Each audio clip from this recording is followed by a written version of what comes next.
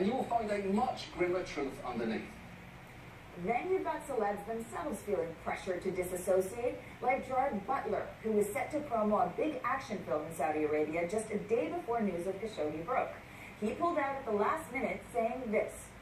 It felt very insensitive and something that we shouldn't really be getting involved with. So we just thought we're going to stay away from that. And it was a shame because I really wanted to go there. We all did, you know, and a lot of people put in a lot of work separate from that, you know, just purely about a movie that is entertaining, that they were excited about, and I feel really bad for that, and the fans and all of that, but it didn't feel like the right move to make. And today, a massive deal is now off the table, according to The Hollywood Reporter.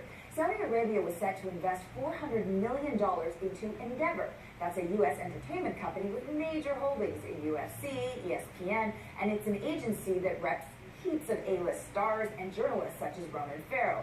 The heat was on to not do business with the kingdom, and today the CEO of Endeavor officially said no to the Saudi cash and canceled the deal. The timing is interesting because Hollywood hasn't really seemed to care too much before the journalist Khashoggi disappeared.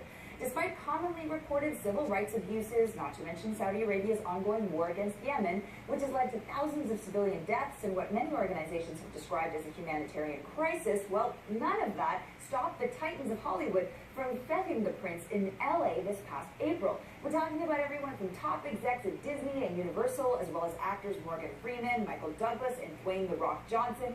You know, even athlete Kobe Bryant joined in because the prince reportedly made a special request to meet him. All of Hollywood seemed happy with the notion that the prince seemed to be open to allowing women to drive, and even more so that he waved away a 35-year ban on movies in the kingdom, allowing movies like Black Panther, for example, to screen there in April. And that opened up big business opportunities for Hollywood.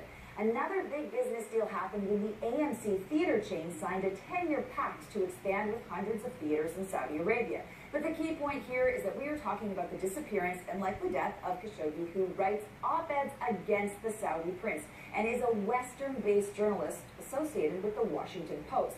And for Hollywood, that seems to finally be hitting a little too close to home. Yelena Adzik, CBC News, Toronto.